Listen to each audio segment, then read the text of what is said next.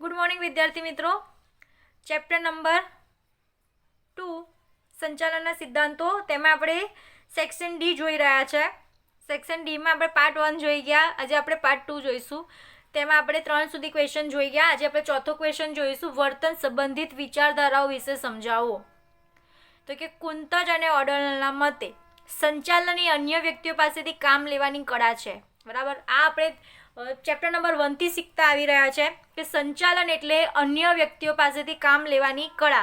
એટલે કે આપણું જે ધંધાકીય એકમ હોય છે એ ધંધાકીય એકમની અંદર જે લોકો કર્મચારીઓ છે, જે માનવ બળ છે, એ લોકો પાસે કઈ રીતે કામ કઢાવવું અને કઈ રીતે તેમને કામ સંતોષ આપવો. બરાબર, એટલે કે એ જે એમને જે કામ મળ આપીએ છીએ એમાંથી એમને કઈ રીતે સંતોષ મેળવે.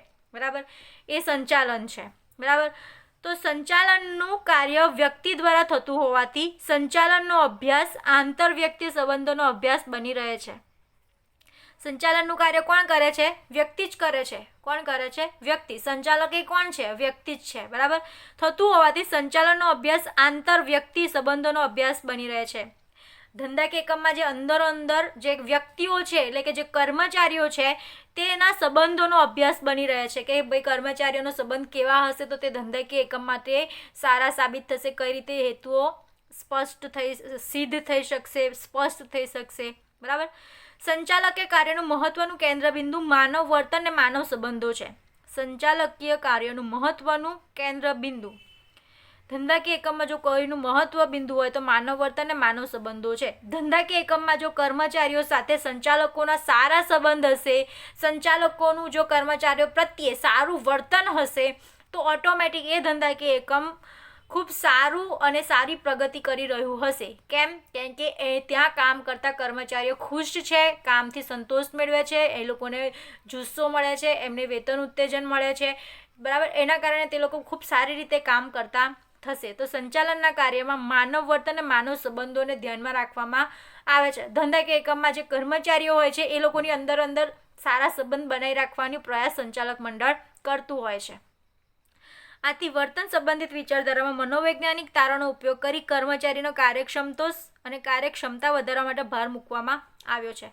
વર્તન સંબંધિત વિચારધારા એટલે કે કોઈ ધંધાકીય એકમનું જો તમારે કામ વધારવું હોય, હેતુ સારી રીતે સિદ્ધ કરવો હોય, તો એવો મનોવૈજ્ઞાનિક તારણ નીકળ્યો છે કે ધંધાકીય એકમમાં કામ કરતા કર્મચારીઓની અંદર કામ પ્રત્યે કામ સંતોષ હોવો જોઈએ અને કામની પ્રત્યે એમની દક્ષતા, ક્ષમતા હોવી જોઈએ. ધારો કે મેં પહેલાં બી કહી છું કે મને જે મનગમતું કામ કંપનીમાં આપવામાં આવશે તો હું બહુ સારી રીતે કરીશ. મારી જે આવડત છે એ કામ મને આપવામાં આવશે તો હું બહુ સારી રીતે કરીશ અને એ કામનો મને સંતોષ પણ મળશે. પણ મને જે નથી આવડતું એ મને કામ કરવા આપ્યું છે જેમાં મારી ડિગ્રી નથી, એ કામ મને કરવા આપ્યું છે જેમાં મારો ઇન્ટરેસ્ટ નથી, એ કામ મને કરવા આપ્યું છે તો હું સારી રીતે કામ કરી શકીશ નહીં, મને કામ પ્રત્યે સંતોષ હશે નહીં.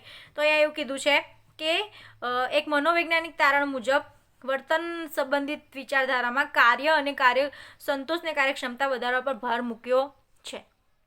વર્તન સંબંધિત વિચારધારામાં આંતરમાનવીય સંબંધો, અભિપ્રેરણ, નેતૃત્વ, માહિતી સંચાર, ઔદ્યોગિક ઝઘડાઓનો ઉકેલ વગેરેનો ખ્યાલનો સમાવેશ થાય છે.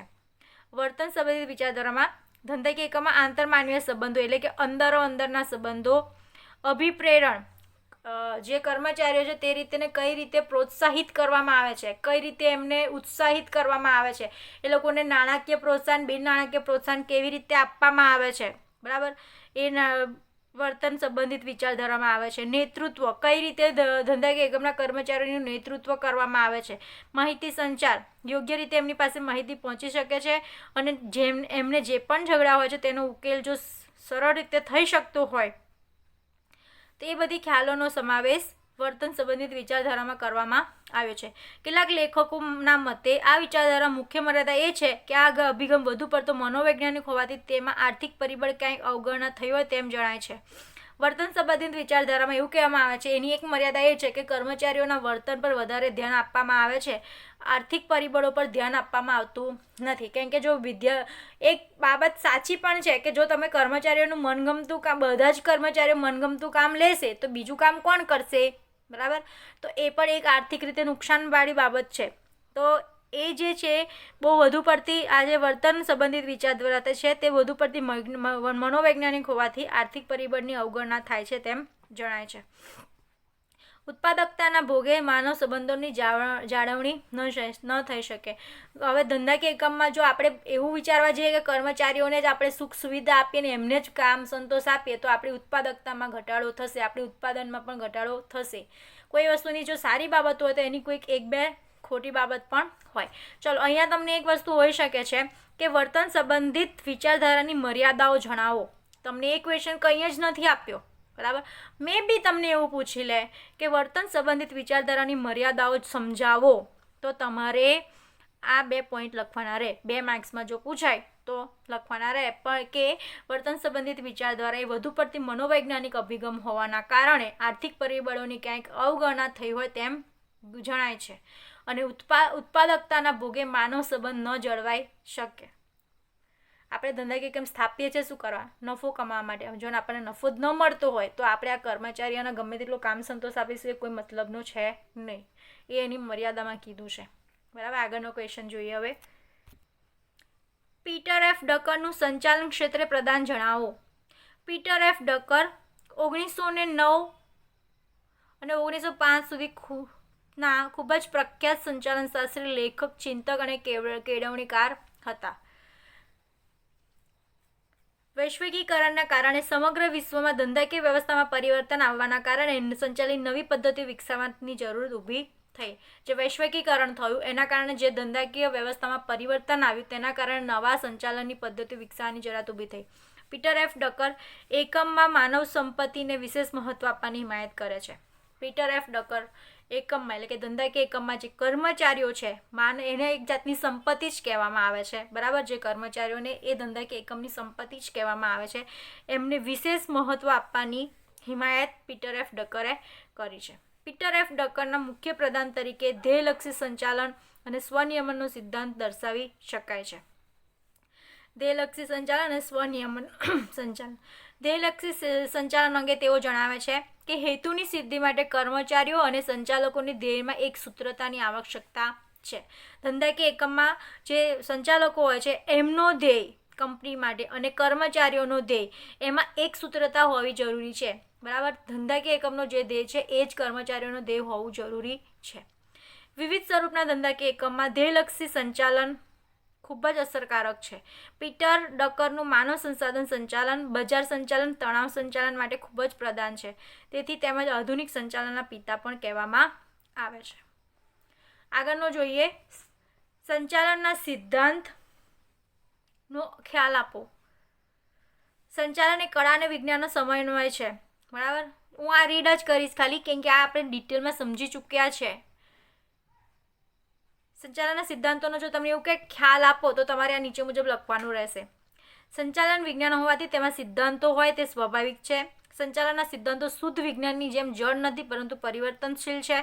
કેમ એ હું સમજાવી ચૂકી છું ગયા લેક્ચરમાં.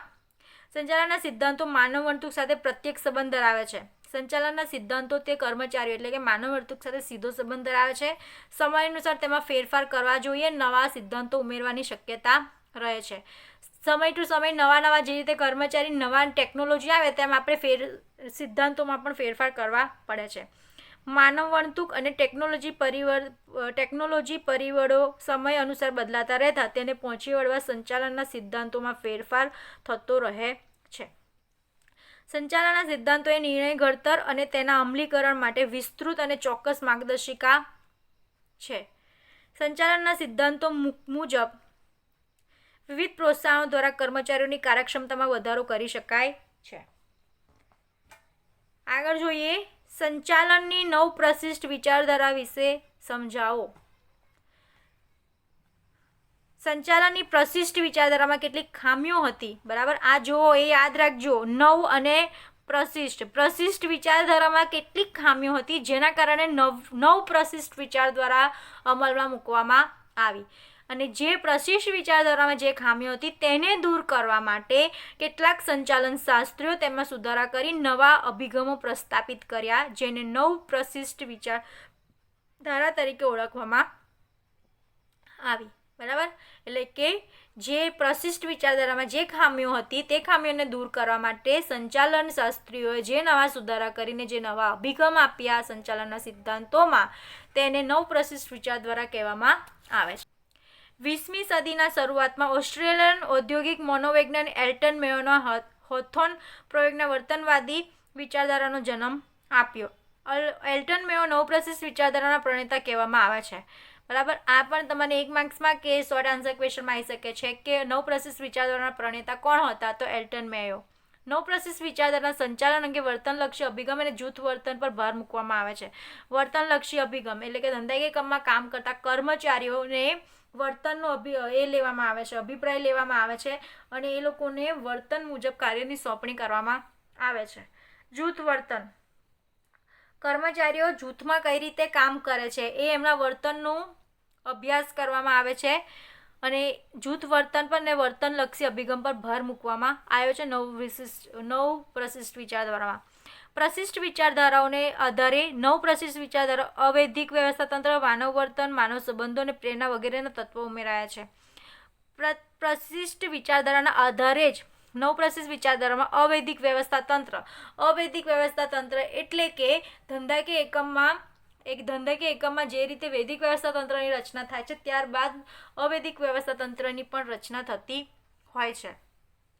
આ વિચારધારા મુખ્યત્વે એલ્ટન મેયો, ફ્રેન્સિસ લિકટ, હર્ઝબર્ગ, ક્રિસ આગ્રીશ, મેકગ્રેગર એન્ડ માસ્લો મુખ્ય પ્રદાન કરતા હતા. નવપ્રશિષ્ટ વિચારધારામાં મુખ્ય પ્રશાખાઓમાં માનવ સંબંધો, માનવવર્તનવાદી વિચારધારાઓ, સામાજિક તંત્ર વિચારધારા અને સામાજિક વ્યવસ્થા વિચારધારા મુખ્ય છે.